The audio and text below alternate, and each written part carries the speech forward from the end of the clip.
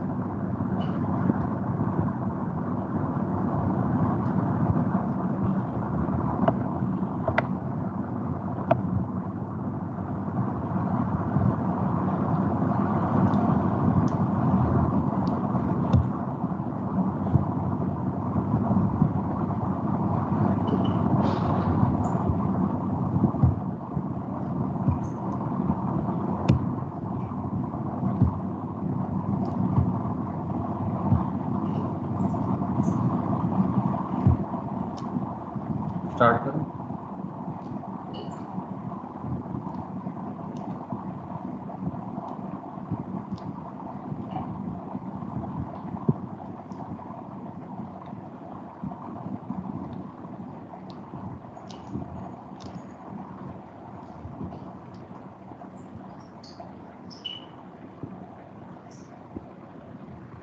Start करें?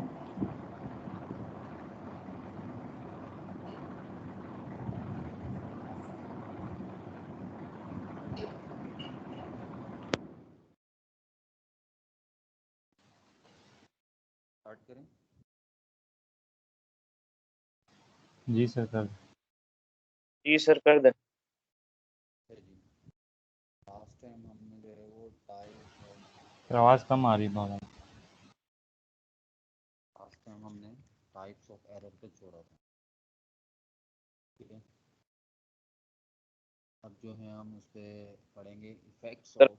बस बहुत आ रही है जी सर, आपकी आवाज स्लो आ रही थी पहले, आप सही। अब सही है। अच्छा, effects of rounding errors in arithmetic operations हम ये पढ़ेंगे। इनके अरिथमेटिक ऑपरेशन में जो है राउंडिंग एरर्स के इफेक्ट्स हम देखेंगे। प्लस माइनस के अंदर देखेंगे, मल्टीप्लिकेशन डिवीजन के अंदर देखेंगे हम, ये हम देखेंगे। अच्छा जी, तो सबसे पहला है एरर एक्यूमुलेशन इन एडिशन, ठीक है। Let x and x be two approximate numbers, ठीक है, एंड z जो है बी देयर सम, z जो है वो इनका सम है, दैट इज, इसको हम यूँ दिखाएंगे, z equals to x1 plus x2। ये दोनों क्या हैं, अप्रोक्सीमेट नंबर हैं, जो इनका सम आएगा वो भी। आपकी पिक्चर जी ओपन पिक्चर शो नहीं हो रही सर, स्लाइड शो नहीं हो रही। शो नहीं हो रही है। अच्छा एक मिनट दोबारा कर,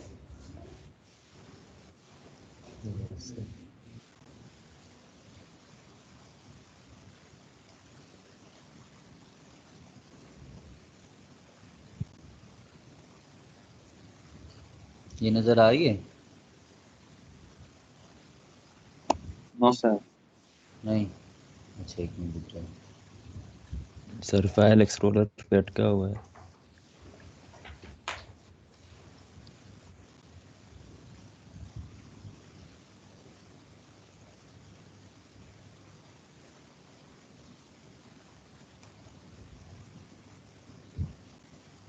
हुई शो? नहीं सर। अभी भी नहीं हुई? अच्छा एक मिनट, सर हो रही है सर। हो रही है? नहीं सर, हमें तो नहीं हो रही। किसी एक को हो रही है, इसका सब हो रही है बस। नहीं सर, नहीं हो रही। हुई? अभी होगी। यस सर, अब हाँ जी, होगी सर। चलो ठीक। अच्छा जी, effect of rounding errors in arithmetic operations. Arithmetic operation जो होते हैं plus minus multiplication addition subtraction division ये सब कुछ होता है, ठीक है। उसके अंदर जो इफेक्ट्स हैं वो राउंडिंग एरर के क्या हैं ये हम देखेंगे। एरर एक्यूमुलेशन इन एडिशन, सबसे पहले एडिशन में देखेंगे। Let x1 and x2 be two approximate numbers. अच्छा, यहाँ ट्रू या एक्चुअल वैल्यू नहीं होंगी, एक्चुअल नंबर नहीं होगा, ठीक है, ना ही कोई ट्रू, एक ही बात है, ट्रू या एक्चुअल वैल्यू नंबर ये नहीं होंगे, ठीक है। तो ये क्या है, दोनों अप्रोक्सीमेट नंबर ले रहे हैं, ठीक है। And z be their sum, और z जो है इसका सम है। इट मीन्स दैट कि z is also approximate number because this is the answer of two sum of two values, ठीक है। तो लेट नेक्स्ट टाइम ये होगा कि let z e1 e2 and ez be the errors, ये errors होते हैं इन x1 x2 and z respectively, ठीक है। देयरफॉर इसको मैं यूँ लिख सकता हूँ कि जो एरर z के अंदर है वो ez है, उसको हम उसमें से माइनस कर दें या प्लस भी कर सकते हैं, एक ही बात है। अच्छा जी, फिर x1 के अंदर से e1 जो है वो आप माइनस कर दें या प्लस कर दें, मैंने माइनस किया हुआ है, ठीक है। तो z x2 के अंदर e2 वाला जो है वो एरर है, ये वो हम लिख भी रहे हैं कि सपोजिशन है लेट कि E1, E2 and EZ be the errors in X1, X2 and Z respectively. That is why we write EZ with Z, E1 with X1, E2 with X2. Okay, now simplify the right hand side. We shifting same values with same numbers, मतलब x1 को x2 के साथ और e1 को e2 के साथ जब हम इस तरह करके एरर को विद एरर सम कर देंगे और वैल्यूज़ को अप्रोक्सीमेट वैल्यूज़ के साथ सम कर देंगे, ठीक है। जब आपके पास ये आ गया तो फ्रॉम इक्वेशन ए, इस इक्वेशन की मदद से हम ये देख सकते हैं कि इन अगर ये दोनों वैल्यूज़ का एडिशन जो है वो z होता है, इसी तरह इन दोनों एरर्स के एडिशन को हम क्या बोलेंगे, EZ, ठीक है। फ्रॉम ए, देखिए ए की तरह we have EZ equals to E1 plus E2, thus the absolute error of two approximate number is, दो अप्रोक्सीमेट नंबर जो होते हैं इनका जो एरर होता है, अप्रोक्सीमेट नंबर, एक्चुअल यहाँ पे बिल्कुल नहीं है, लास्ट टाइम हम पढ़ रहे थे एक्चुअल विद अप्रोक्सीमेट, अब सिर्फ अप्रोक्सीमेट ही आ रहे हैं, एक्चुअल है ही नहीं, ठीक है। तो इनका एरर, अप्रोक्सीमेट का एरर निकालने के लिए हमारे पास, उसको हम इस तरह लिखेंगे कि absolute error is mod of EZ जो है less than equal to mod of E plus mod of E2, ठीक है। The above proof can be extended to the sum of any number of factors, that is अगर इससे ज़्यादा हों E1, E2, E3, E4, E up to En तक हों तो उसको हम इस तरह लिखेंगे। The relative error is calculated using the following relation, ठीक है। तो ये इसकी डेरिवेशन भी थी और ये जो है जो एरर इज एक्यूमुलेटेड जो है, sorry, related error is calculated using the following relation. Relative error जो है वो कैलकुलेट कैसे होता है, आपको पता है कि एब्सोल्यूट एरर आता है। अगर एब्सोल्यूट एरर आप ऊपर यहाँ निकाल चुके होंगे, वो आप यहाँ पुट करेंगे जैसे यहाँ लिखा हुआ है, ठीक है। सम ऑफ गिवन नंबर्स, और ये अप्रॉक्सीमेट नंबर जो होंगे आपके पास, गिवन नंबर का जो सम होगा, जो जेड होता है यहाँ पर, ये वाला जेड ऊपर, ये जो जेड है, ठीक है, इसको जेड के मोड से आप डिवाइड कर देंगे, that is called relative error, ठीक है। इसी तरह similarly in subtraction again, let x1 and x2 be two approximate numbers and z be their answer, ठीक है। दैट इज, क्योंकि अब हम सब्ट्रैक्शन कर रहे हैं तो हमने यूँ दिखाया है कि z equals to x1 minus x2, where, ये कंडीशन है, where x1 is greater than x2, ठीक है, से इक्वेशन ए, इसको हमने ए कह दिया। Let similarly as we done in above कि let e1 e2 and ez be the errors in x1, x2 and z respectively. Therefore we can write respective error with respective values, means z के साथ ez, x1 के साथ e1, x2 के साथ e2, ठीक है। जिसके जो एरर है वो उसके साथ लिख दें आप। फिर क्या करेंगे, ये आपने z की वैल्यू अलग निकाल ली, ठीक है। जैसे ये z आ गया, जैसे ऊपर देखें आपके पास यहाँ पे भी दोबारा ये देखें, यहाँ पे जब आपने इसको साइड पे किया था कॉमन लेके, तो x1 x2 यहाँ पे ये z बन गए थे, और e माइनस e1 e2 जो था वो आपके पास क्या था, ez हो गया था, ठीक है। ये पूरा z का काम कर रहा है, ये पूरा ez का काम कर रहा है, ठीक है। सिमिलरली इन बिलो, इसमें भी मैंने क्या किया है, x1 माइनस x2 ले लिया, फिर इनमें से माइनस कॉमन निकाला, और बाहर क्या आ गया, और अंदर क्या आ गया, e1 माइनस e2।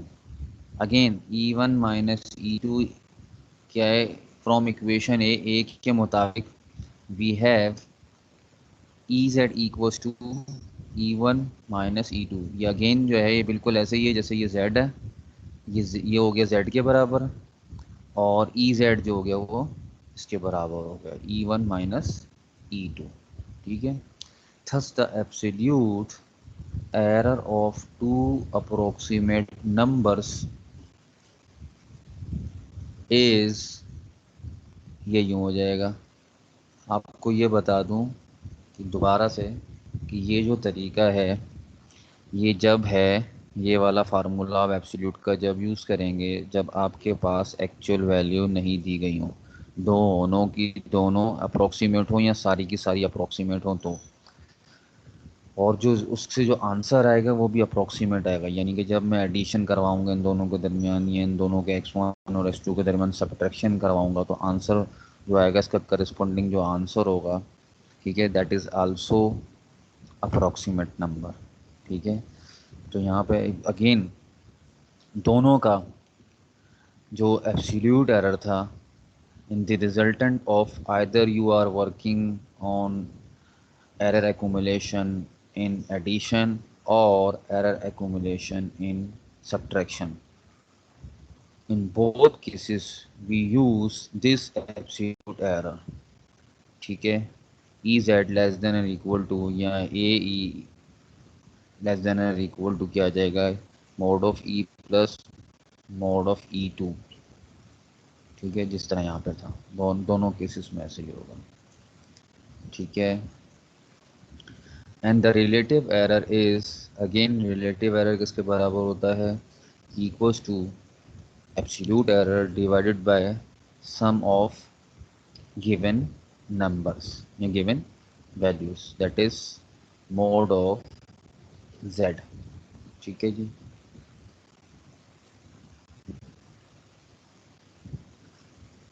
अब इसके ऊपर कुछ सवालात हैं, वो हम करके देखते हैं।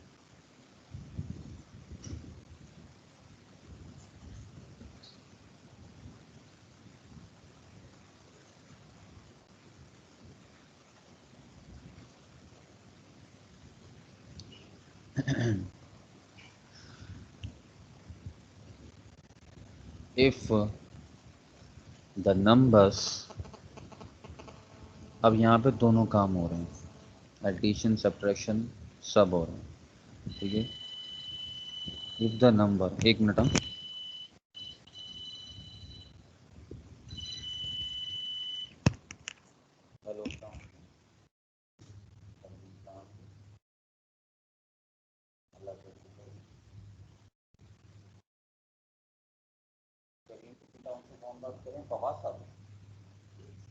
वहाँ वहाँ वहाँ हाँ वहाँ क्या है ये क्या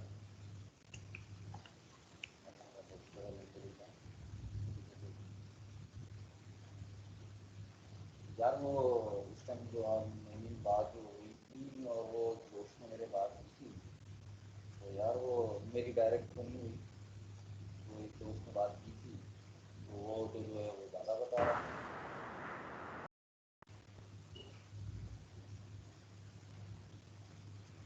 वो कहाँ किसमें है, वो उसका क्या हिसाब है।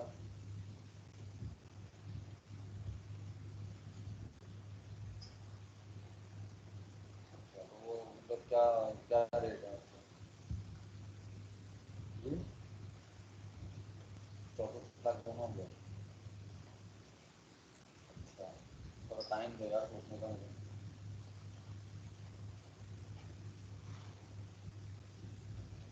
चलो मुझे थोड़ा सा टाइम दो, मैं ज़रा सोच के बताऊँ। और ये है मुस्लिम मुस्लिम सिटी में क्या कोई नक्शा नहीं है क्या उसका, कुछ पता नहीं है उसका टीचर वगैरह। इसकी कमर्शियल की वेबसाइट का है, तो वेस्ट ओपन है, क्या चक्कर है।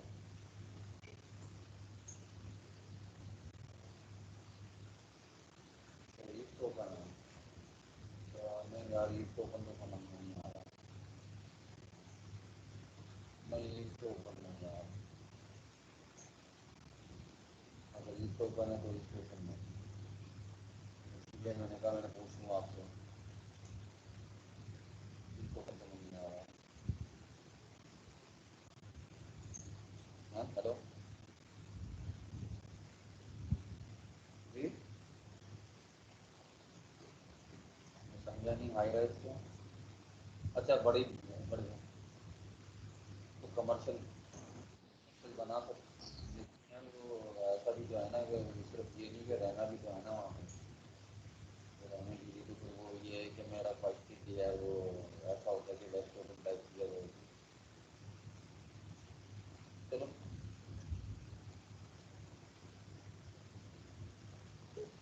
कहाँ पे, जी जी, अच्छा तो फ्रंट पे पुलिस है। चलो थोड़ा टाइम दो, इस तरह मुझे समझ में नहीं आ रहा ना अभी, तो मैं क्लास भी ले रहा था बच्चों की है, तो फिर मैं आपको, ठीक है चलो ठीक है, चलो माइंड बन जाता तो फिर मैं आपको कॉल बैक करता हूँ, सही है। Okay thank you.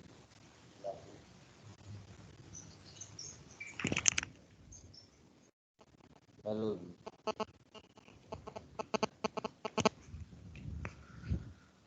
सॉरी बेटा कॉल आ गई थी, तो हेलो, मेरी यस आवाज़ आ सर। रही है। अच्छा यस सर। जी, तो इफ़ द नंबर्स, अब ये 3 नंबर दे दिए गए ना और इसमें 2 ऑपरेशन दिखाए गए हैं, यानी कि दोनों मिक्स कर दिए, एडिशन और सब्ट्रैक्शन। अब इसके अंदर जो है वो एरर एक्यूमुलेशन कैसे होगी, वो हम इस सवाल के अंदर ही देखेंगे, एक्चुअल मतलब जो है वो इसकी रियल वैल्यूज़ लेके। If the numbers this and this are rounded, यानी कि ये अप्रॉक्सीमेट वैल्यूज़ हैं, एक्चुअल कुछ नहीं है यहाँ पर, सही है। तो ये अप्रॉक्सीमेट वैल्यूज़ हैं, क्योंकि डेसिमल है, डेसिमल के पास ज़्यादा भी हो सकती थी, इसने यकीनन जो है वो आगे की वैल्यूज़ छूटी हुई हैं, ठीक है। एस्टीमेट मालूम ये करना है कि estimate the absolute and relative errors, ये मालूम करना है। Also find also the range in which, और ये इसकी रेंज भी मालूम करनी है, इन विच जिसमें ट्रू आंसर लाइज, जो भी इसका असल आंसर होगा ना, जो भी इसकी असल वैल्यू, इसका असल आंसर होगा, वो हमने असल आंसर की रेंज मालूम करनी है। यानी कि अब हम इन नंबरों से एक तो हम लोग सम मालूम करेंगे इसका, और यानी कि उसका जो आंसर है वो मालूम करेंगे, और इसके साथ साथ हम इसकी रेंज भी मालूम करेंगे, और रेंज ये बता रही होगी कि भाई ट्रू आंसर जो भी आ रहा होगा वो विद इन दी उस रेंज के अंदर ही आएगा, ठीक है।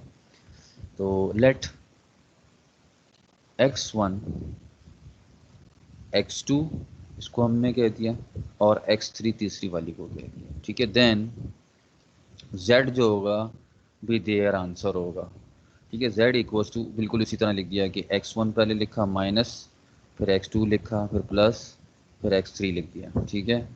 और उनकी वैल्यूज़ को यहाँ लिख दिया, और दैट इज़ इक्वल्स टू 2.59, सो 2.56986, ठीक है। लेट, फिर हमने इंट्रोड्यूस करवाए, लेट E1 E2 और E3, ठीक है, ये क्या हैं, बी द एरर्स, ये एरर्स हैं इन x1 के अंदर, x2 में और x3 में रिस्पेक्टिवली, ठीक है, बिलतरतीब। थस द रिलेटिव और respective absolute errors are as follows, यानी कि ये मैंने आपको एक फार्मूला पिछली दफ़ा दिखाया था, और वो फार्मूला ये है जो हमने इन तीनों पर लगाया है, यानी कि E1 E2 E3 पे लगाया है। और ये कब लगाते हैं, अगेन ये फार्मूला जब लगाते हैं जब आपके पास एक्चुअल वैल्यू नहीं हो, तो ये एब्सोल्यूट एरर मालूम करने का तरीका होता है, ठीक है। जब आपके पास एक्चुअल वैल्यूज़ ना हो, एब्सोल्यूट वैल्यूज़ हों। सॉरी, एक दफ़ा एक और कॉल आ गई है, माज़रत चाहता हूँ, ज़रा 1 मिनट लूँगा। हेलो, अस्सलाम वालेकुम। शुक्र अल्लाह का, आप सुनाओ। आके घर पे भी आ गया मैं, मेरी नहीं, वो मेरी क्लास थी ना, क्लास ले रहा हूँ अभी। चलो चल रहा जी बेटा। तो ये जब इस एब्सोल्यूट एरर को आप जब यूज़ करेंगे जब आपके पास एक्चुअल वैल्यूज़ नहीं होंगी, ठीक है, अप्रॉक्सीमेट वैल्यूज़ होंगी। तो अब क्या किया है कि E1 जो है वो x1 के अंदर है, और E2 जो है वो x2 में है, और E3 जो है वो x3 के अंदर जो है वो एरर है। तो बिल्कुल यही फार्मूला हमने यहाँ लिखा है, 0.5 यानी कि हाफ, ठीक है। हाफ को 0.5 कहते हैं इंटू 10⁻⁻4, यहाँ n थी, ठीक है। यहाँ पे लिखा हुआ भी है ये फार्मूला कब यूज़ करेंगे, we apply this when actual values is not given, ठीक है, जब एक्चुअल वैल्यूज ना दी गई हों, ठीक है। तो अब ये प्रिसीजन की तरह है, ठीक है। तो प्रिसीजन मैंने लास्ट टाइम आपको बताया था कैसे गिनते हैं, राइट साइड से लास्ट डिजिट से शुरू करते हैं, फ्रॉम लेफ्ट हैंड साइड। जैसे कि ये 1 2 के बाद, फिर 6 के बाद 2, 0 के बाद 3, और 3 के बाद ये 4 किस प्लेस पे है, ये राइट हैंड साइड से जो है ये किस प्लेस पर है, पॉइंट 4 प्लेस पे, ठीक है ना। तो यहाँ लिख दिया मैंने 4। दूसरी वाली वैल्यूज़ के 10 के ऊपर मैं माइनस के साथ क्या लिखूँगा, 1 2 3 4 5, पाँचवीं प्लेस पर है तो मैंने लिख दिया 5। इसी तरह यहाँ पे 2 के बाद 1 2 3 4 5, ये भी 5 प्लेसेस के बाद जो है वो डेसिमल है फ्रॉम राइट हैंड साइड। तो यहाँ पे भी मैंने E3 के लिए 10 के ऊपर जो है वो माइनस के साथ ये 5 जो है वो प्रीसीजन लिख दिया, ठीक है। ये हमने प्रीसीजन लिख दिया, ठीक है।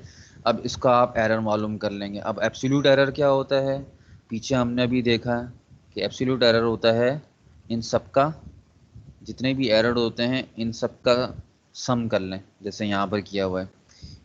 एब्सोल्यूट एरर क्या होगा, इसके बराबर भी लिख सकते हैं, e mod of E z और less than equal to e one mod of E one plus mod of E two. ठीक है, तो इसी तरह आपने यहाँ जब अपनी जो क्वेश्चन में हम देखेंगे तो हम इन तीनों को सम कर देंगे।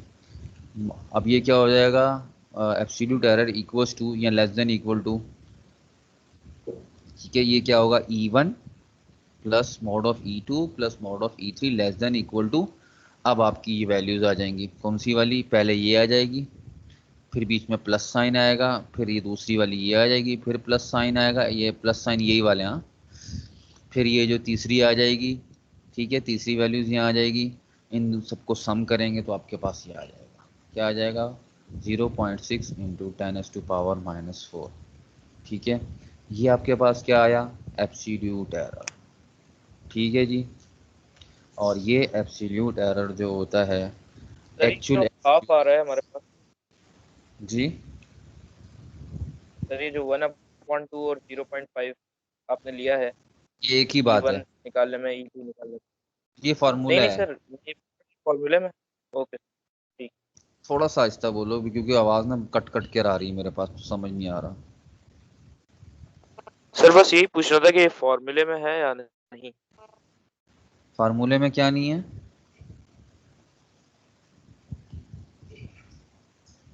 सर ये हेलो, 1/2 फॉर्मूले का है या नहीं, ये पूछना था बस। फार्मूले में है, फार्मूले में है बेटा, ये 1/2 का मतलब ही 0.5 होता है ना। जी सर, सही है, सही। हाँ, इसलिए तो वो फिर नेक्स्ट टाइम मैंने 0.5 ही लिख दिया, मैंने कहा कंफ्यूज ना हो, वाले वो हाफ लिखा था, बात एक ही है। ठीक है, चाहे हाफ लिखो या 0.5 लिखो। अच्छा जी, and the relative error is, और रिलेटिव एरर किसके बराबर होता है, ये जो भी आपने निकाला है, absolute error divided by sum of values. ठीक है, तो सम ऑफ वैल्यूज क्या हो गई थी, हमने ऊपर देखा, सम ऑफ वैल्यूज जो थी, यानी कि जो आंसर आ रहा था प्लस एडिशन सब्ट्रैक्शन के बाद जेड का आंसर क्या आ रहा था, 2.56986, वो हमने नीचे मोड में लिखा, और ये वाली जो वैल्यू थी ये हमने, ये मोड इसका हमने निकाल लिया था, ये एब्सोल्यूट एरर है, यहाँ पे मोड लगाने की वैसे ज़रूरत नहीं है आपको, ठीक है, ये ऑलरेडी मोड किया ही है। सही, तो इन दोनों का आपने डिवाइड करवाया तो मज़ीद आंसर आपके पास ये आ गया। ठीक है, दैट इज़ रिलेटिव एरर। ठीक है, ये हमारे पास किस सवाल का जवाब हो गया, इस वाले का, कि estimate absolute error and relative error. अब आपने एब्सोल्यूट भी निकाल के दिखा दिया था यहाँ पर, और रिलेटिव एरर भी आपने यहाँ निकाल के दिखा दिया है। ठीक है, अब थर्ड पार्ट जो है इसका क्या है, नेक्स्ट पार्ट क्या है, find also range in which the true answer lies. अब आपने वो रेंज बतानी है जिसके अंदर ट्रू आंसर लाई करता होगा। ठीक है, तो इसके तरीकाकार ये होता है, thus the true values lies करेगी किसके अंदर, z के अंदर, जो आपने z आंसर निकाला था ऊपर सबसे पहले, उसके अंदर प्लस माइनस कर दें किसको, इस एब्सोल्यूट एरर को, यानी कि जो आपने आंसर निकाला है इसको आप प्लस माइनस कर दें। माइनस करेंगे तो वो z से, लाजमी बात है, z के अंदर से कोई चीज़ निकालेंगे छोटी चीज़ तो वो z से कम वैल्यू हो जाएगी, और अगर उसके अंदर प्लस करेंगे तो वो ज़्यादा हो जाएगी, तो एक इंटरवल सा बन जाएगा इस तरह का। ठीक है, अगर z के अंदर अगर ये एब्सोल्यूट एरर माइनस करेंगे तो उसको पहले लिखेंगे, फिर लिखेंगे less than equal to z, फिर less than equal to z plus AE, क्योंकि जब ऐड करेंगे तो वो z से ज़रा सा बड़ा ही होगा। ठीक है, फिर हमने क्या किया, z की वैल्यू लिखी इस z के अंदर, और AE के अंदर हमने ये जो AE निकला था इसको माइनस करवा दिया, और z ऐसे ही लिख दिया मैंने। ठीक है, और यहाँ पे भी z के अंदर यही AE जो है मैंने प्लस करवा दिया। ठीक है, अब जो यहाँ पर आंसर आएगा वो यकीनन z से छोटा या बराबर होगा, और जो राइट साइड पे जो लेफ्ट की ये वाली रेंज आएगी वो भी क्या होगी, z से बड़ी या बराबर होगी। ठीक है, तो ये जो मैंने जो ब्लैंक छोड़ी है ये आपने खुद फिल करनी है। ठीक है, और ये आपकी वो रेंज होगी जो कि यहाँ से यहाँ तो होगी जिसके अंदर z लाई करता हुआ होगा, यानी कि जो एक्चुअल वैल्यू z की होगी, जो ट्रू वैल्यू होगा जो ट्रू वैल्यू आंसर होगा, उस आंसर जो आंसर होगा, जो ट्रू वैल्यू का, वो इस दोनों के दरमियान लाई करता होगा। ठीक है, इस इंटरवल के दरमियान, या जो वैल्यूज आएंगी यहाँ पर आंसर, इन दोनों के दरमियान हमेशा लाई करता होगा। ठीक है, वो आप खुद निकाल लीजिएगा, इसको माइनस करने से और इसको प्लस करने से यहाँ लिख लीजिएगा। ठीक है,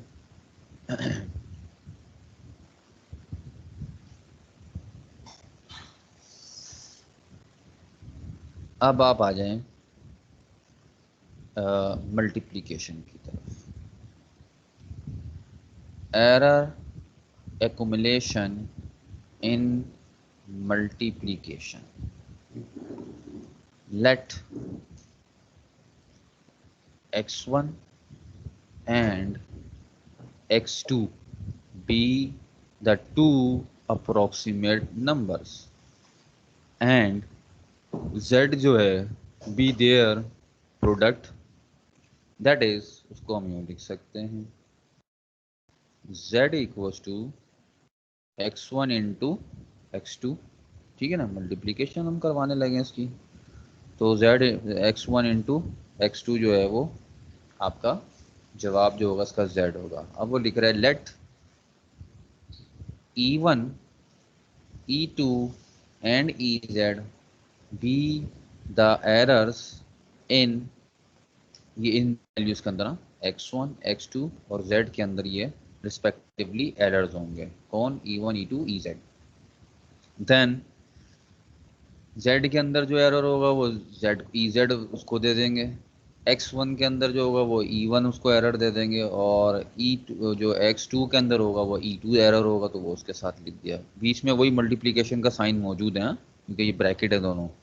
आप क्या करेंगे, 1 बाय 1 इसको इससे मल्टीप्लाई किया, x1 को x2 से, फिर x1 को e2 से किया, फिर माइनस e1 को x2 से किया, फिर माइनस e1 को माइनस e2 से किया, तो जो नीचे लाइन लिखी है ये जवाब आ गया आपके पास। ठीक है, आपके पास ये जवाब आ गया। ठीक है, इसके बाद आपने यहाँ पे लिखा सिंस हम जानते हैं कि e1 and e2 are small quantities, हम ये जानते हैं कि जो एरर्स होता है ये बहुत ही छोटा होता है। दीज आर स्मॉल क्वांटिटीज, ठीक है, बहुत ही छोटी क्वांटिटीज होती हैं ये। एंड देयर प्रोडक्ट, जब ये बहुत ही छोटी क्वांटिटी हैं तो उनका जो अगर प्रोडक्ट ले लें हम, यानी कि यहाँ पे ये लिया हुआ है e1 e2 प्रोडक्ट में आगे दोनों, तो जब प्रोडक्ट लेंगे तो it means that is very small then previous. अकेले अकेले जब स्मॉल थे, स्मॉल का मतलब ये होता है कि जीरो के करीब, ठीक है, यानी कि 1 से छोटा, 0 से करीब। तो जब आप किसी दो स्मॉल वैल्यूज़ को, मैं अगर कहूँ 0.01 और 0.02 को मल्टीप्लाई करो तो इसका जवाब और छोटा आ जाएगा, 0.002 आ जाएगा। ठीक है, समझ रहे हो? तो किसी स्मॉल वैल्यूज़ का प्रोडक्ट लोगे, स्मॉल वैल्यूज़ से यहाँ पे क्या मतलब है कि 1 से छोटी, 0 से करीब। ठीक है, और ये सारी ऐसे ही होती हैं, 1 से छोटी और 0 से करीब ही होती हैं, e1 e2 जितनी भी हैं।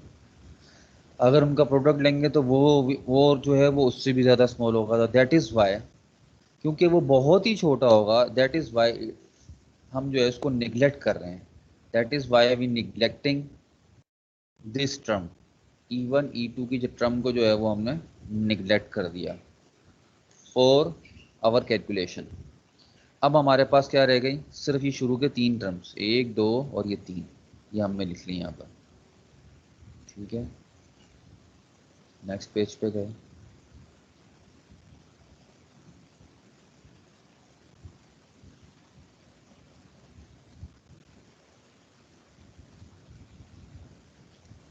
On comparing of errors terms, अब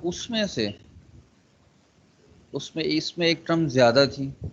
देखें, वो कह रहा है कि कंपेयरिंग ऑफ एरर्स टर्म्स को कह रहा है, यानी कि उसने जो x1 और x2 वाली टर्म जो z के बराबर थी उसने वो छोड़ दी, और जो जिसमें एरर था वो एरर वाली को कंपेयर करवा दिया। ठीक है,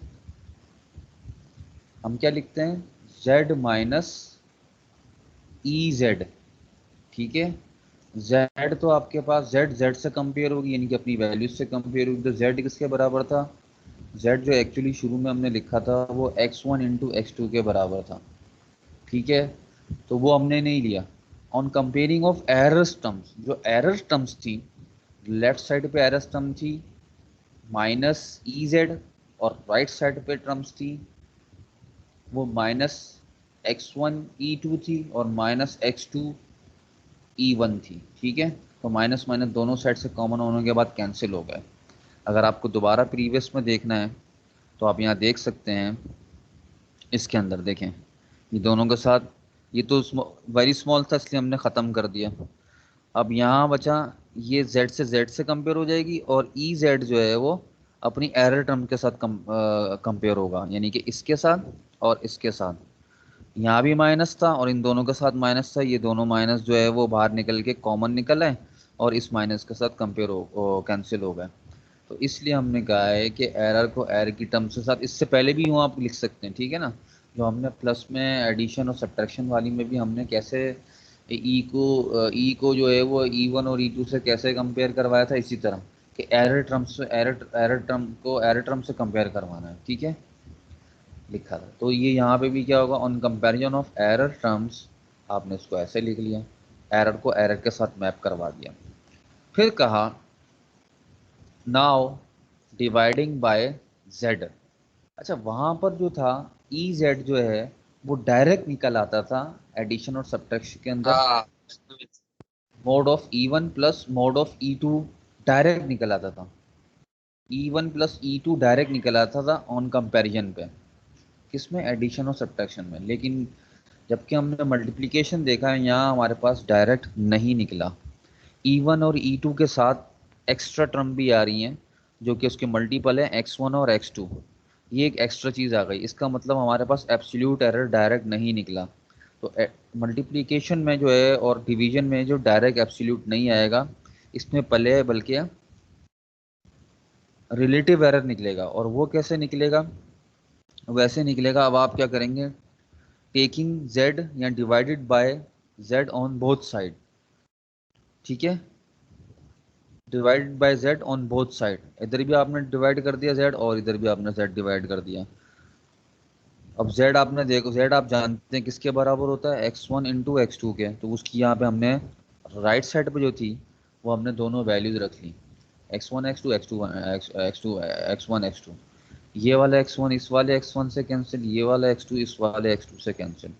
जवाब में क्या आया, E Z upon Z equals to E2 upon x2 E1 upon x1, ठीक है। Now using property of modulus on both side. अब क्या लिया, दोनों साइड पे आपने मॉड्यूलस ले लिया। तो मॉड्यूलस की प्रॉपर्टी ये कहती है जब आप टेकिंग बोथ साइड मॉड्यूलस लेते हैं तो बीच में लेस देन इक्वल टू का साइन आ जाता है। ये मॉड्यूलस की प्रॉपर्टी है, इंटर वगैरह और मैट्रिक में भी है, ठीक है। तो ये आप लेंगे तो डायरेक्ट जब मॉड्यूलस लेंगे दोनों साइड पे, तो ये आपके पास डायरेक्ट क्या निकल आएगा, रिलेटिव एरर निकल आएगा, ठीक है। यहाँ पर पहले क्या निकला, रिलेटिव एरर। जबकि एडिशन और सब्ट्रैक्शन जब आप लोग कर रहे थे वहाँ क्या निकला था, वहाँ आपके पास निकला था एब्सोल्यूट एरर पहले।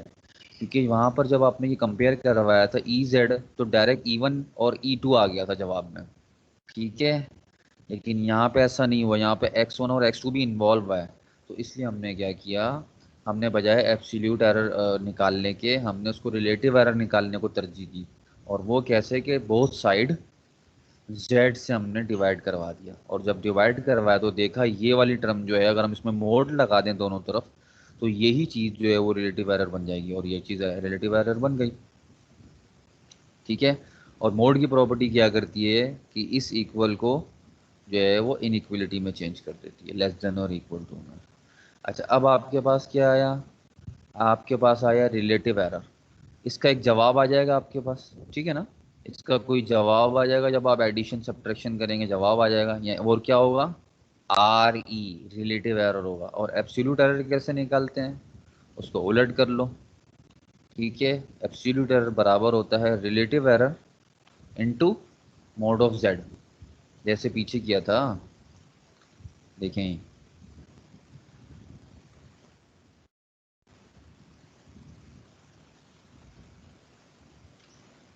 ये रिलेटिव एरर का फार्मूला है ना, relative error equals to A E upon Z. अगर जेड को मैं यहाँ भेज दूँ तो ए ई निकाल सकते हैं, ठीक है ना। अगर जेड को यहाँ डिवाइड हो रहा है तो वहाँ जाके मल्टीप्लाई हो जाएगा, तो ए ई का जवाब निकल आएगा। तो ए ई किसके बराबर हो जाएगा, relative error into mode of Z. तो यही किया हुआ है यहाँ पे,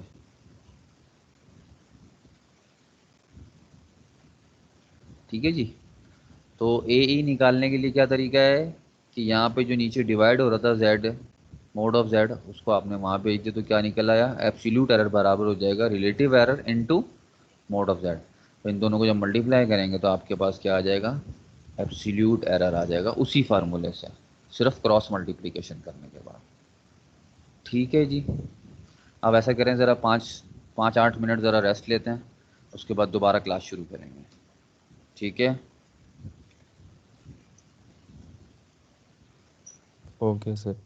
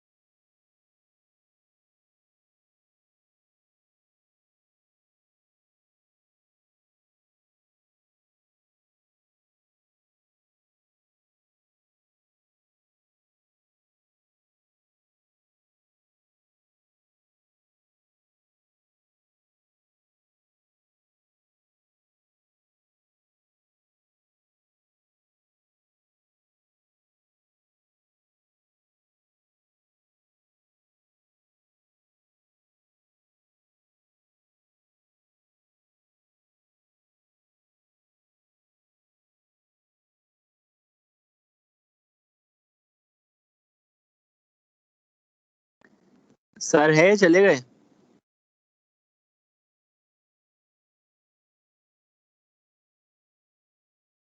जी आ गया।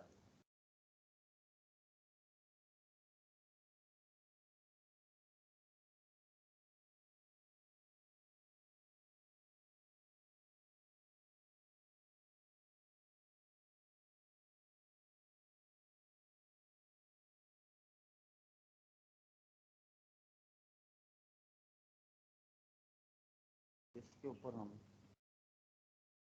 क्वेश्चन करते हैं। मल्टीप्लिकेशन वाला देखा,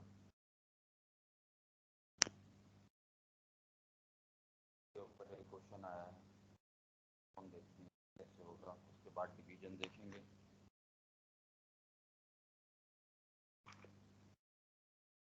कहते हैं if the given numbers are rounded, यानी कि ये जो है ये अप्रोक्सीमेट नंबर है। अप्रोक्सीमेट नंबर है और एस्टीमेट यहाँ पे भी यही करना है कि the relative and absolute error of the product. जो भी जवाब आएगा उसका आपने क्या करना है, एब्सोल्यूट और रिलेटिव दोनों लेने हैं। जबकि वैल्यूज आर गिवन, ये दो वैल्यूज दे दी गई हैं, ये और ये। तो फाइंड, इसका जो सेकंड पार्ट है, जो नेक्स्ट पार्ट है वो क्या है, find also range in which the true answer lies. बिल्कुल उसी तरह है कि रेंज भी बतानी है जहाँ पे ट्रू आंसर लाई करता है। तो लेट, फिर हमने उसको नाम दे दिया, लेट x1 जो है वो 4.0643 के बराबर है and let x2 equals to 0.37487 के बराबर है। देन चूँकि प्रोडक्ट निकालना है, ठीक है, तो z equals to x1 into x2 और जवाब में क्या आएगा, अप्रॉक्सीमेट वैल्यूज जो दो ऊपर दी गई हैं इन दोनों का प्रोडक्ट ले लो। पहले इसे लिखा, फिर x2 वाली को लिखा और प्रोडक्ट क्या आ गया, 1.5236 पे आ गया। फिर आपने इंट्रोड्यूस करवाया एरर्स को, ठीक है, वो क्या है जी कि E1 जो एरर है वो x1 के अंदर है और E2 एरर जो है वो x2 के अंदर। इसको हम लिखते यूँ है कि let E1 and E2 be the errors in x1 and x2 respectively, ठीक है। फिर जो हमें हमने बताया था कि पीछे एक फार्मूला है, जब आपके पास एक्चुअल वैल्यूज़ गिवन ना हो तो आप जो है एब्सोल्यूट एरर निकालने के लिए एक फार्मूला यूज़ करते हैं और वो बराबर होता है 0.5 इंटू 10⁻⁻n। n क्या होती है, जैसे प्रिसीजन में नंबर ऑफ डेसिमल प्लेसेस होती हैं, the counting of decimal position from right hand side, ठीक है। ये इसको उस तरह स्टेट करेंगे। तो इस वाले नंबर 1 के लिए, x1 के लिए हम कैसे लिखेंगे, less than equal to 0.5 into 10⁻⁻, और ये कितना हो जाएगा, यहाँ पे कौन से पोजीशन पर है, 1 2 3 चौथी पोजीशन के बाद है, तो आपने क्या लिख दिया 4 and E2 mod of E2 less than equal to 0.5 into 10⁻⁻, अब इसकी पोजीशन देख लो, 7 यहाँ पे हो गया, 1 2 3 4 5 के बाद है, तो इसलिए आपने यहाँ पे 5 लिख दिया। 10 के ऊपर जो डिसीजन लिख दिया कि पोजीशन कौन सी पोजीशन पर है, राइट साइड से 5th पोजीशन पर डेसिमल मौजूद है, ठीक है। तो ये आपके पास आ गए रिलेटिव एरर। फिर क्या होगा, क्योंकि आप जानते हैं प्रोडक्ट के अंदर जब हम मल्टीप्लिकेशन कर रहे होते हैं तो इसके अंदर हम पहले क्या कैलकुलेट करेंगे, रिलेटिव एरर को, क्योंकि रिलेटिव एरर का फार्मूला हमारे पास मौजूद था ऊपर डेरिवेशन में, सही। तो आर ई रिलेटिव एरर बराबर होता है mod of E Z upon Z less than equal to mod of E one upon X one plus mod of E two upon X two equals to, अब यहाँ पे जो भी इसकी value होगी, ई वन की वैल्यू क्या थी, ये पूरी आपने यहाँ लिख दी ई वन की जगह पर, अपॉन एक्स वन ये था आपके पास, आपने उसको इससे डिवाइड करा दिया, जैसे यहाँ पे डिवाइड हुआ है, आपने उसकी वैल्यू उसको भी डिवाइड करा दिया और उसके बाद उसका मोड ले लिया, फिर प्लस का साइन लगाया आपने, फिर E2 की जो वैल्यू थी आपने वो यहाँ रखी, फिर जो डिवाइड का साइन था वो लगाया, फिर x2 लिखा हुआ था, x2 की वैल्यू लिखी और यहाँ पुट कर दी, और फिर हम मोड ले लिया उनके ऊपर, पूरे के ऊपर, इसको कैलकुलेट किया, इसको कैलकुलेट किया, उसके बाद इसको सम कर दिया, जो जवाब आया वो क्या आ गया आपके पास, वो क्या आ गया 0.2564 इंटू 10⁻⁴ -4। तो ये आपके पास टोटल जवाब आया किसका, रिलेटिव एरर का, ठीक है, लेस देन इक्वल टू, आपके पास ये टोटल जवाब आ गया रिलेटिव एरर का। फिर आपने उसी से एब्सोल्यूट एरर निकालना है, ठीक है, समझ रहे हैं, उसी से आपने एब्सोल्यूट एरर निकालना है। उसी से एब्सोल्यूट एरर निकालने के लिए आपने ऊपर ये फार्मूला भी देख लिया होगा, इसमें क्या करना होता है कि रिलेटिव एरर को अगर मल्टीप्लाई करते हैं प्रोडक्ट ऑफ वैल्यूज से, ठीक है, यानी कि z से, तो आपके पास क्या आ जाएगा एब्सोल्यूट एरर। तो ये आपने रिलेटिव एरर लिखा जो ऊपर आया था, अभी मल्टीप्लाई कर दिया, z का जो जवाब आ रहा था वो क्या था, ये था, ठीक है, ये z का जवाब आ रहा था, इन दोनों को मल्टीप्लाई करेंगे, मल्टीप्लाई, तो जो भी जवाब आएगा आपके पास वो क्या आएगा, वो आप ये खुद फिल करेंगे, ठीक है। तो जो जवाब आएगा आपके पास वो एब्सोल्यूट एरर कहलाएगा, ठीक है। और ये एब्सोल्यूट एरर जो है, इसी से आप जो है वो निकालते हैं range where the true answer lies, ठीक है। फिर जो भी यहाँ आंसर आएगा आपके पास एब्सोल्यूट एरर, उसको आपने क्या करना है, रेंज निकालने के लिए जहाँ पर ट्रू आंसर लाई करता है, तो उसके लिए क्या करना है, आपने z के अंदर इस एरर को एक दफ़ा माइनस करवा देना है, एब्सोल्यूट एरर को, और उसी z में एक दफ़ा आपने एब्सोल्यूट एरर को प्लस करवा देना है, जैसे यहाँ पे किया हुआ है, z minus absolute error less than equal to z less than equal to z plus absolute error, ठीक है, एक दफ़ा माइनस एक दफ़ा प्लस, ये आपके पास रेंज बन जाएगी। तो फिर आपने करना ये है कि एब्सोल्यूट एरर को आपने एक दफ़ा क्या, ये रेंज निकालने के लिए एक दफ़ा प्लस माइनस करवाया, यहाँ पे एक जवाब आ जाएगा जो कि z से छोटा होगा, और यहाँ पे जो राइट साइड पे जो जवाब z के आएगा वो z से बड़ा होगा, तो ये वैल्यूज़ में आएगा, ठीक है। तो ये आपने खुद कैलकुलेट करना है। तो जब ये वैल्यूज़ में आएगा वो छोटा थोड़ा z से होगा और छोटा ज़रा z से और बड़ा थोड़ा z से होगा, तो वहाँ पर आपको ये बता रहा होगा ये रेंज है, और इस रेंज के अंदर जो है वो जो असल वैल्यू जो z की आ रही होगी, जो भी असल वैल्यू होगी, ये तो अप्रोक्सीमेट z की वैल्यू है ना, जो भी असल वैल्यू z की होगी वो इस रेंज में ज़रूर लाई करेगी, ठीक है। तो ये यहाँ पर हो गया जवाब।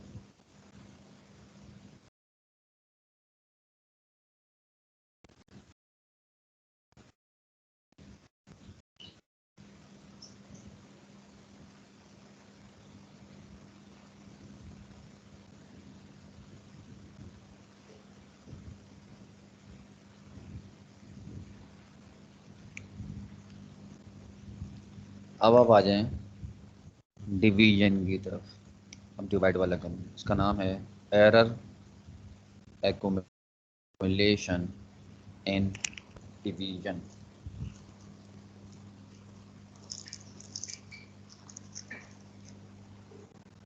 इसमें सबसे पहले let x1 and x2 be the two approximate numbers, या क्वांटिटी या वैल्यूज कुछ भी लिख सकते हैं, ठीक है। तो x1 और x2 इसने जो है टू अप्रोक्सीमेट नंबर्स लिए हैं, और z जो है बी देयर आंसर, z जो है वो उनका आंसर है। दैट इज, इसको हम यूं लिख सकते हैं कि z equals to x1 upon x2, where condition लगा दी गई है कि x2 जो है नीचे डिनोमिनेटर वाला is not equals to zero, zero नहीं हो सकता। अगर जीरो होगा तो इन्फिनिटी आ जाएगा, तो वो गलत हो जाएगा। तो इसलिए कंडीशन ये है कि z2 जो है वो जीरो नहीं होना चाहिए, बाकी कुछ भी हो। लेट, अब उसमें एरर इंट्रोड्यूस करवाने जा रहे हैं। E1, E2 and EZ be the errors in x1, x2 and z respectively। तो उसको हम लिखेंगे कैसे? जो z के अंदर होगा एरर वो EZ हो जाएगा, उसके साथ आ जाएगा। जो x के अंदर होगा वो E1 हो जाएगा, और जो x2 के अंदर होगा वो E2 हो जाएगा। ठीक है। अब चूंकि ये डिवीजन में है, तो अब हमने क्या किया, इसको कुछ सॉल्व करने की खातिर हमने क्या किया, इन दोनों में से हमने कॉमन निकाल लिया। ऊपर वाले में से, न्यूमिनेटर में से हमने x1 कॉमन निकाला। ऐसा हम इसलिए कर रहे हैं कि ये जो चीज़ देख रहे हैं ना, ये z के बराबर हो जाएगी। ठीक है, z किसके बराबर होता है? x1 अपॉन x2 के। तो यहाँ से ऊपर से हमने क्या निकाल लिया, x1 कॉमन निकाला, तो ये इस तरह हो जाएगा। और इस वाले में से अगर नीचे डिनोमिनेटर में से x2 कॉमन निकालेंगे तो ये इस तरह हो जाएगा। ठीक है। फिर नेक्स्ट टाइम क्या किया भाई, इसको तो हमने यहीं रहने दिया। इस पूरे फैक्टर को जो डिनोमिनेटर में था 1 माइनस E2 अपॉन x2, उसको हम ऊपर ले आए हैं न्यूमिनेटर में विद माइनस साइन। ठीक है ना, ये पावर -1 के साथ हम इसको ऊपर ले आए, क्योंकि ये ऊपर आके -1 हो जाएगा, नीचे +1 है, ऊपर जाएंगे तो पावर -1 हो जाएगी। फिर हम यहाँ पर एक चीज़ अप्लाई करेंगे, उसको हम कहते हैं बाइनोमियल थ्योरम या बाइनोमियल एक्सपेंशन। ठीक है, ये हमने सेकेंड ईयर प्री इंजीनियरिंग में पढ़ा होगा। कहते हैं नाउ एक्सपेंडिंग, इस वाली टर्म को हम एक्सपेंड करने चाह रहे हैं थ्रू या with the help of binomial expansion या बाइनोमियल थ्योरम। ठीक है, तो वो कैसा होता है? वो ऐसा होता है जी, वो आपने बाइनोमियल थ्योरम या बाइनोमियल एक्सपेंशन इसके ऊपर लगाया, इस वाली टर्म के ऊपर, तो वो इस तरह खुलेगा।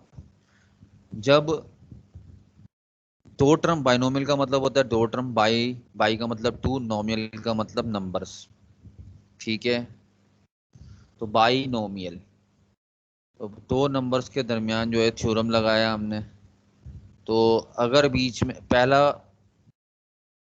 वैल्यू अगर 1 हो और बीच में माइनस और ऊपर माइनस के साथ पावर -1 हो, -1 हो पावर, और पहली वैल्यू 1 हो और बीच में माइनस साइन हो, और ये कुछ भी हो। ठीक है, ये वाली चीज कुछ भी हो, तो ऐसी सूरत हाल में जितनी भी टर्म्स होती हैं उन तमाम टर्म्स का जो है वो बीच में प्लस साइन आता है। ये बाइनोमियल नोमियल की फार्मूले की एक पहचान है, उस तरह आप लगाएंगे। और पहली टर्म आती है, उसके बाद सेकंड टर्म विद पावर 1, फिर दोबारा प्लस के साथ सेकंड टर्म विद पावर 2, फिर प्लस के साइन के साथ सेकंड टर्म विद पावर 3, फिर प्लस का साइन आएगा, फिर सेकंड टर्म विद पावर 4। इसी तरह ये कंटिन्यू जाएगी, चलती चली जाएगी अप टू इनफाइनाइट टाइम्स, चलती चली जाएगी। इसीलिए मैंने आगे लगा दिया dot dot dot dot dot. आगे मैंने सेकंड टर्म की जो है पावर 3, पावर 4, पावर 5, पावर 6 मैंने खुद नहीं लिखी और डॉट डॉट में मेंशन कर दिया उसे। ठीक है, फिर मैं एक रीजन लिख रहा हूं, निगलेक्टिंग सेकेंड टर्म की, यानी कि E2 अपॉन x2 की, ये वाले की जो हमने इसको एक्सपेंड किया था ना इस पूरे को। तो जो सेकंड टर्म यहाँ पे क्या है, E2 अपॉन x2 की, कह रहा है कि निगलेक्ट कर दें पावर 2 और हायर पावर, यानी कि इससे जितनी भी पॉइंट के अंदर जो जो पॉइंट पॉइंट डॉट डॉट लगाया हुआ है, इसके आगे पावर 3 भी होगी, पावर 4 भी होगी, पावर 5 भी होगी, वो सारी की सारी क्या होंगी, क्योंकि दोनों डिवाइड हो रहे हैं और उसका आप स्क्वायर ले रहे हैं। स्क्वायर का मतलब स्मॉल नंबर्स का आप स्क्वायर ले रहे हैं। जब स्मॉल नंबर्स का आप स्क्वायर लेंगे तो वो और छोटा हो जाएगा। एरर खुद छोटा होता है, तो जब एरर का स्क्वायर लेंगे या क्यूब लेंगे या फोर्थ पावर लेंगे या 5 पावर लेंगे, that is all are also very small values, smaller than error, यानी कि स्मॉलर एरर से भी स्मॉल हो जाएंगी। तो इसलिए हमने यहाँ लिखा कि जी निगलेक्ट कर दें तमाम वैल्यूज को, किसको, पावर 2 वाली को जो जेड के साथ एरर के साथ आ रही हैं, और उससे बड़ी पावर वाले को, यानी कि power 3, power 2, power 4, power 5, power 6 जितनी भी आ रही हैं सबको निगलेक्ट कर दें। तो बचेगी क्या, सिर्फ शुरू की ये दो टर्म्स, ठीक है, इन दोनों टर्म्स को हमने लिख लिया। बाकी ये यहाँ से जो शुरू हो रही है और जो इससे आगे जा रही हैं तमाम के तमाम निगलेक्ट कर दी गई। हाँ, लेकिन निगलेक्ट करना खुद एक एरर होता है, ठीक है। तो चूंकि हम एरर के अंदर काम कर रहे हैं, तो छोटा मोटा एरर हम खुद से ही पैदा हो गया उसकी डेरिवेशन के अंदर। अच्छा जी, फिर हम क्या करेंगे, हमने सिर्फ इसका ये वाला पार्ट ले लिया, बाकी ये तमाम टर्म निगलेक्ट कर दी, तो ये हमने ब्रैकेट को क्लोज कर दिया। फिर इसको 1 बाय 1 हम मल्टीप्लाई करेंगे एक दूसरे से। पहले हमने इस x1 अपॉन x2 को इस 1 से और इससे मल्टीप्लाई किया, तो ये आ गया हमारे पास, ठीक है जी। और ये हमने सेम रखा यहाँ पर। फिर नेक्स्ट टाइम हमने क्या किया, इस पूरे x1 अपॉन x2 को 1 से मल्टीप्लाई किया, फिर x1 और x2 को हमने e2 अपॉन x2 से मल्टीप्लाई किया, फिर माइनस e1 अपॉन x2 को 1 से मल्टीप्लाई किया, फिर माइनस जो है वो e1 अपॉन x2 को e2 अपॉन x2 से मल्टीप्लाई किया, तो हमारे पास ये 4 टर्म्स बन गई, ठीक है जी। इसमें से हमने ये देखा कि ये वाली जो है ये अगेन प्रोडक्ट के अंदर आ रही है ना। ये वाली जो एरर टर्म है, ये 3 एरर टर्म्स आई है ना, इसके अंदर से ये वाली जो एरर टर्म्स हैं ये प्रोडक्ट के अंदर, इसको हम फिर बोलेंगे जी निगलेक्ट कर दें इसको, जैसे पीछे निगलेक्ट किया था या ऊपर निगलेक्ट किया था। क्या करेंगे, neglecting last term due to product of E1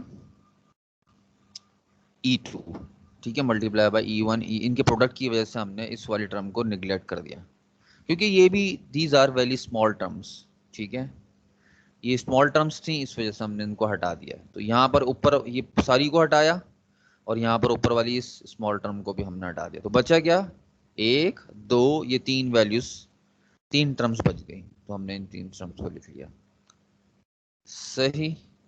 इसके बाद हम ये देखेंगे, ये तो हो गया जेड वाली, जेड से कंपेयर हो जाएंगी, तो और एरर टर्म्स कौन सी हैं, एक, और ये दो दूसरी, तो ये किससे कंपेयर हो जाएंगी, ई जेड से। तो हम इसीलिए यहाँ पे लिख रहे हैं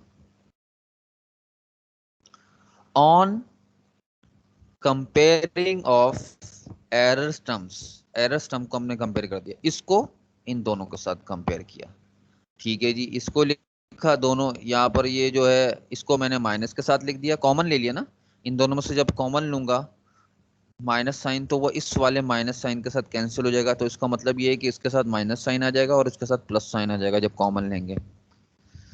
फिर अभी भी जो है ये एब्सोल्यूट एरर तो नहीं आया ना, ये रिलेटिव एरर आया, तो क्या हम इसे एब्सोल्यूट तो नहीं बना सकते, क्योंकि एब्सोल्यूट जो है वो डायरेक्ट आ जाता है। अब हम रिलेटिव बनाने की कोशिश करते हैं सर। तो हम क्या करते हैं, take divided by this equation divided by z, तो हमने यहाँ पे इसको z से डिवाइड कर दिया और इसको भी z से डिवाइड कर दिया, यानी कि z की वैल्यू से डिवाइड किया, क्योंकि हम जानते हैं कि z इक्वल्स टू होता है x1 अपॉन x2, ये ऊपर हमने बताया था, क्योंकि हम किस में काम कर रहे हैं, डिवीजन में। तो z की वैल्यू होती है x1 अपॉन x2, वो हमने क्या किया, इस पूरे को z से डिवाइड कर दिया, इट मीन्स z की वैल्यू से डिवाइड कर दिया, ठीक है।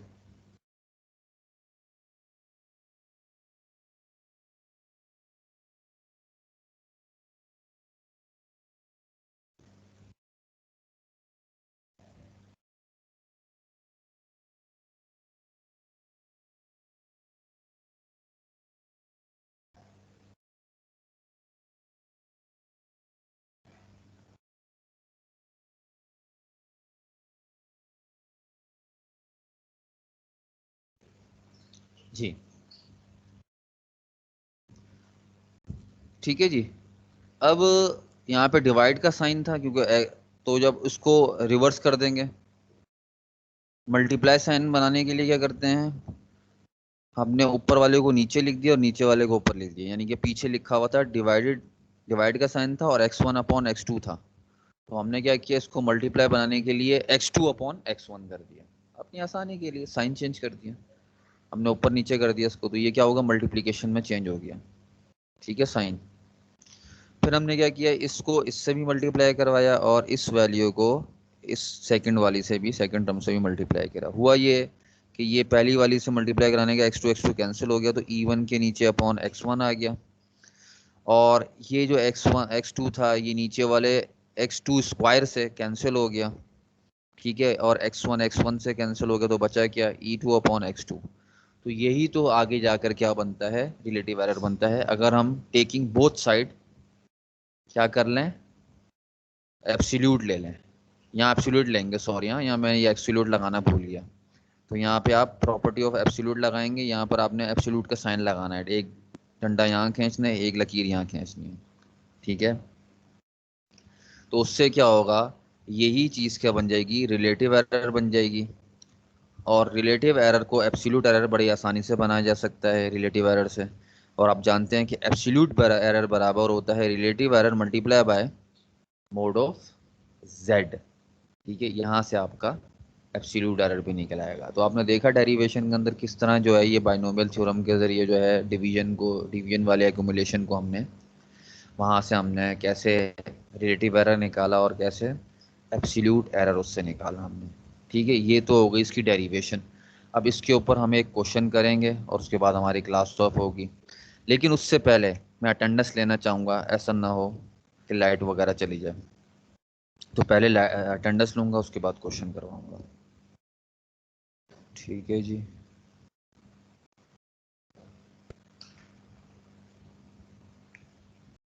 तो साथ ही रहिएगा, अटेंडेंस लेने लगा हूँ मैं।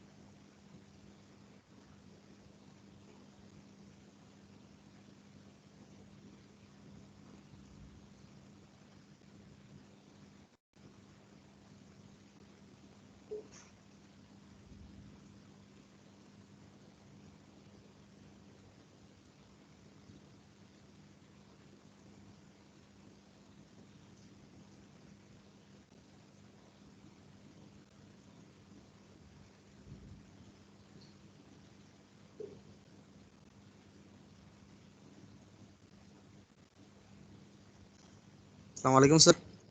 जी वेलकम। सर वो मेरा रोल नंबर सर D19-100 है सर, काइंडली प्लीज अटेंडेंस लगा दें सर। एक मिनट रुको, मैं अटेंडेंस लगा लूँ, फिर आप सबसे सब कुछ पूछूंगा।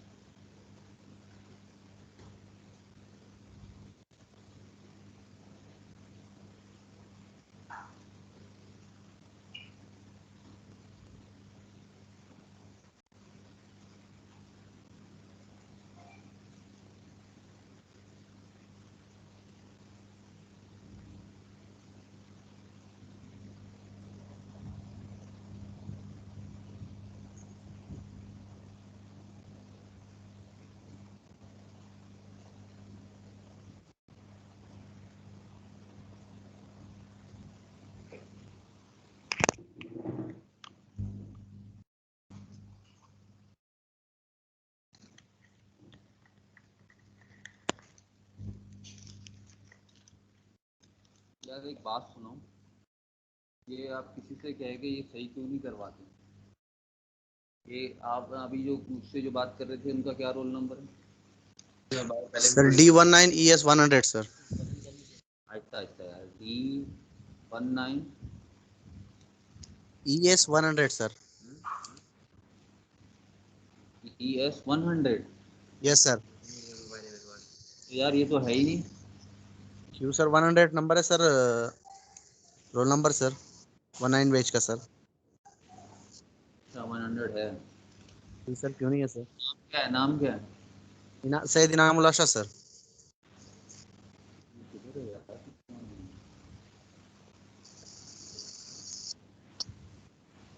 सर अटेंडेंस की स्लिप नहीं है आपके पास सर?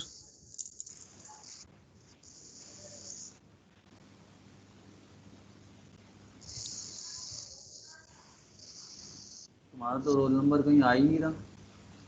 सर मेरे रोल नंबर नहीं, मेरे नाम से आईडी है सर, नाम लिखा हुआ आईडी सर। नाम भी नहीं लिखा हुआ आ रहा ना। सर ये सैयद इनामुल आशा, आप देखिए सर, मैं बात कर रहा हूँ सर, आपको नजर आ जाएगा सर। नजर आ रहे हो आप? जी सर, नजर आ यही देखिए।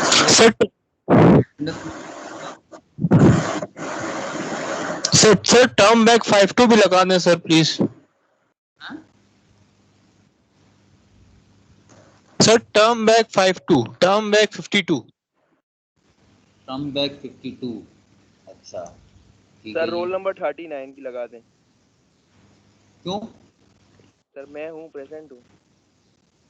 अच्छा हाँ तो यार लग जाएगी ना, जब है तो प्रेजेंट है तो क्या मसला है। मुझे ये बताएं, फराज अहमद का क्या रोल नंबर है?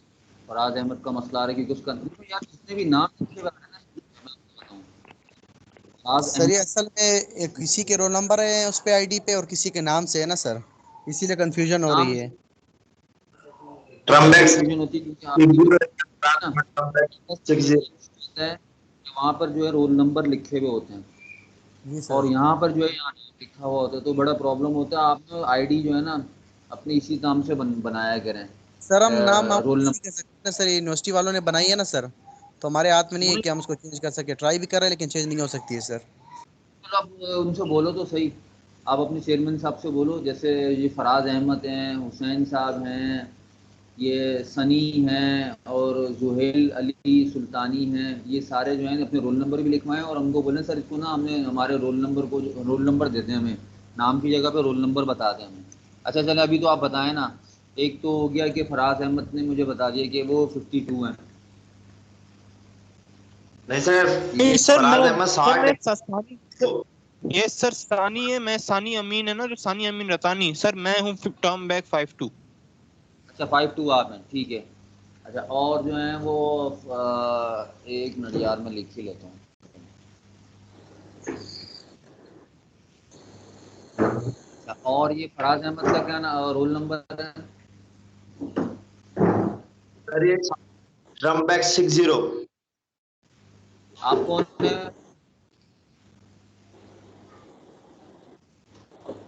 बेटा फराज अहमद से पूछ रहा सर आपकी आवाज नहीं आ रही है। हूँ। फराज अहमद से पूछ रहा हूँ आपका roll number. Sir drum back 60। ठीक है।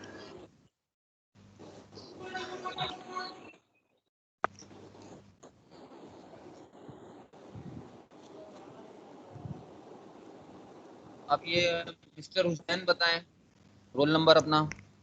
सर ट्रम्बैक 92। ट्रम्बैक 92। ठीक है जी, ये मिस्टर हुसैन हो गया।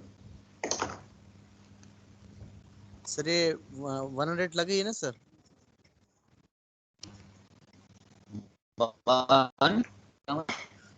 Sir 100 sir, D19ES 100 sir. Yes sir. हाँ हाँ, ये तो लगा दी ना मैं। अच्छा ठीक है एक सर। ये एक और बंदे हैं जुहेल, जो हैं जुहेल अली सुल्तान, क्या बताएं रोल नंबर?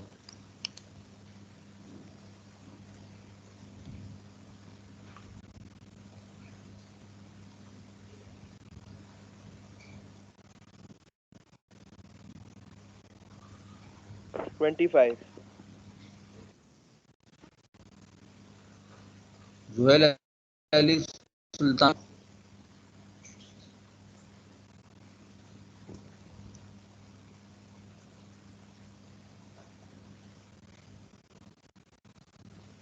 यार कहाँ चले गए हो?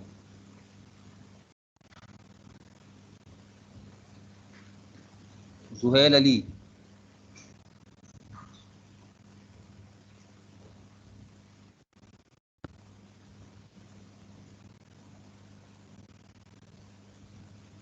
सर रोल नंबर 25 है उनका।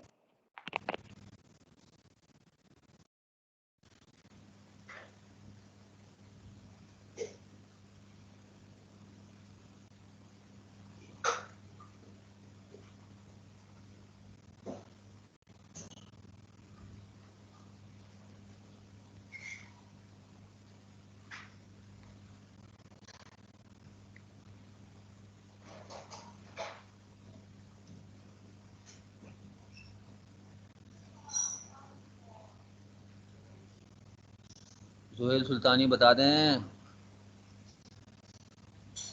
चलो ठीक है, नहीं सर बता उसका रहा। 25 है। 25 क्या ट्रम्प बैग है? नहीं सर, D19ES 25। 90 का 25 है। Yes sir.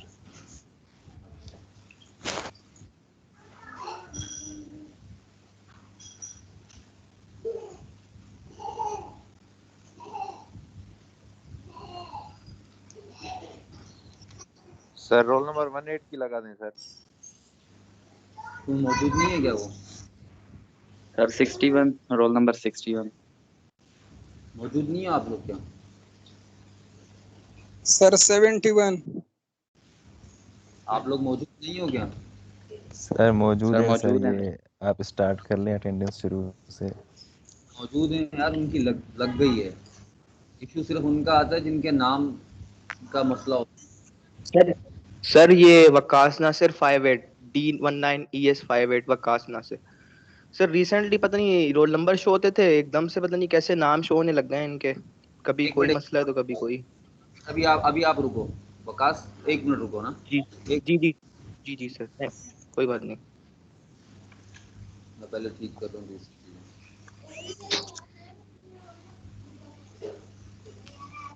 हाँ अब बोलना जरा वकार नासिर, आपका roll number. Sir D19ES 58। 58। Yes sir. हाँ एक मिनट रुको। सर 61 की लगा दें सर। 61 की लगी हुई है ना, क्या सर मसला है? 85 की तो लगा दें सर, 85 की। सर जिसके रोल नंबर शो हो रहे हैं उनकी लग गई है ना अटेंडेंस। हाँ उनके लगे, वो हाँ क्यों सर कह रहे परेशान हैं। हो रहे हैं? उसका नाम का इशू सर है। 85 की तो लगा दें सर। लगी हुई है भाई, लगी हुई है, जिनके पर शो रहे हैं उनकी वकार लग गई है, तुम्हारी लग गई है। Okay sir, okay sir. Waqar Nasir मुझे ये 23 बताओ, के भी मुझे लगा दी सर। तुम्हारा क्या वकार नासिर दोबारा बताओ। सर सॉरी सर, 23 आवाज का भी नहीं आ रही लगा दी सर। सर। अबे वकास लगी हुई है साहब भाई। अपना रोल सर नंबर बता दो। की लग गई। वकास भाई रोल वकास रोल नंबर बता। नंबर बताओ। Sir 58 sir, 58 58 58। ठीक, सर 15 की लगी सर, 15 15। लग गई। थैंक यू सर, 15 की शुक्रिया। लग गई सर। सर टर्म बैक 52 का सर आपने नोट कर लिया ना, टर्म बैक 52 है सर संसानी अमीन रतानी। हाँ जी, ये सर मैंने 15 सर ये लगे 23 का लगा 15। दे sir. Sir sir D19 ES 23 का लगाइएगा सर। क्यों? Sir 23 sir roll number. लगी भी तो है तुम्हारी, क्या मसला है? सर 15 की लग गई सर, 15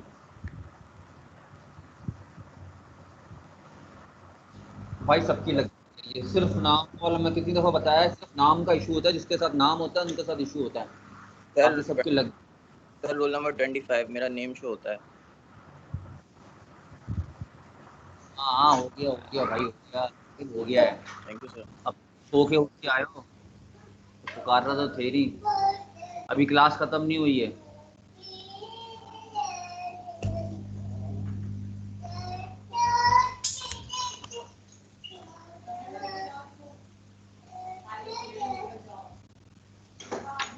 हाँ जी, ये बस ये छोटा सा क्वेश्चन रह गया, तो देख लें। इफ अभी जो डिवीजन का किया था हम उस पर कर रहे हैं। इफ अब ये वैल्यू दे दी गई 3.0532 अपॉन 26.376, कह रहा है कि estimate the relative and absolute error. आपने इसमें रिलेटिव एंड एब्सोल्यूट एरर मान करने, फाइंड आल्सो रेंज। वही काम जो आपने पिछले सवालों में किए थे वो आपने इसमें भी करने हैं, ठीक है जी।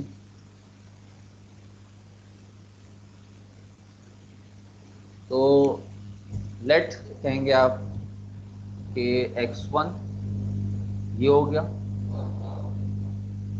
ऊपर वाले को क्या दिया, नीचे वाले को आपने क्या दिया x2, ठीक है।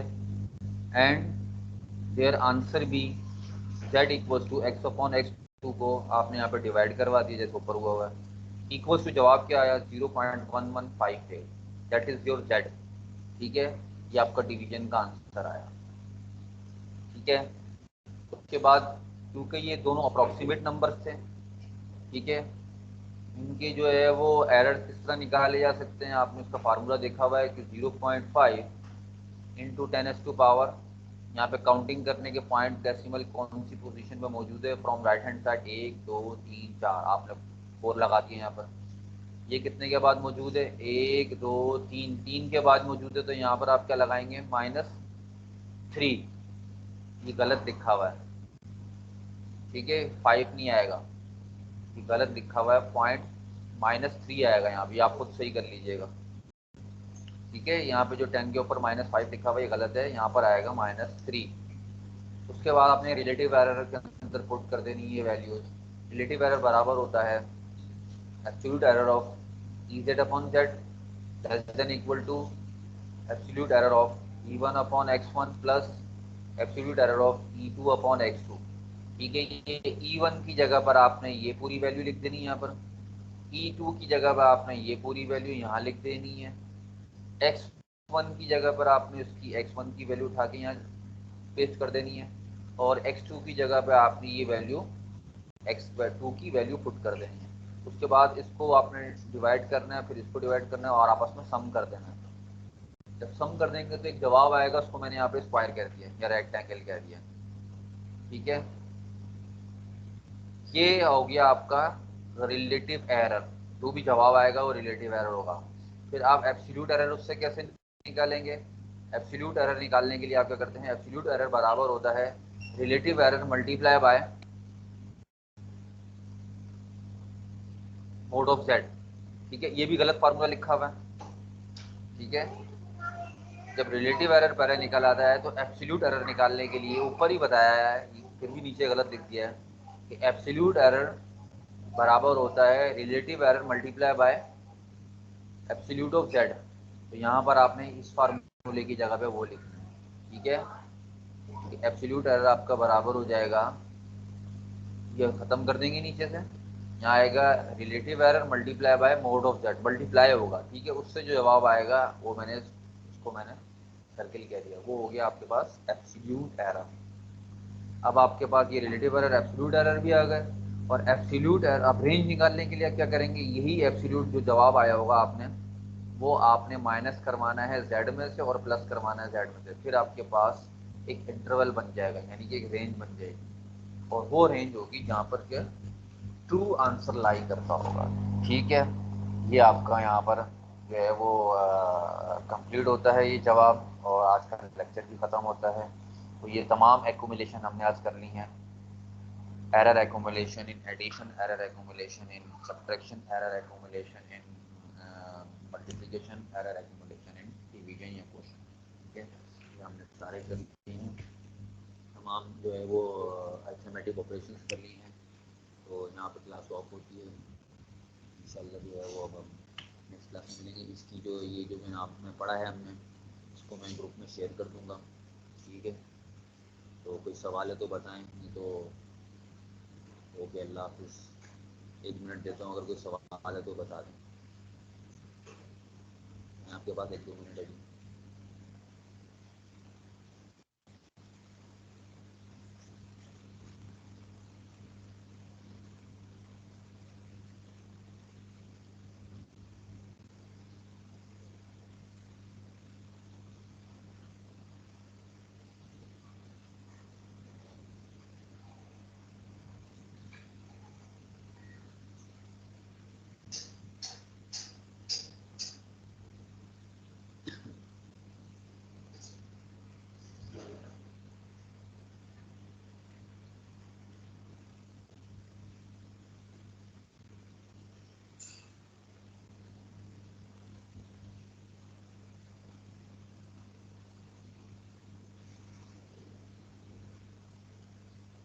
ठीक है, फिर क्वेश्चन नहीं तो फिर इंशाल्लाह नेक्स्ट क्लास में मिलेंगे।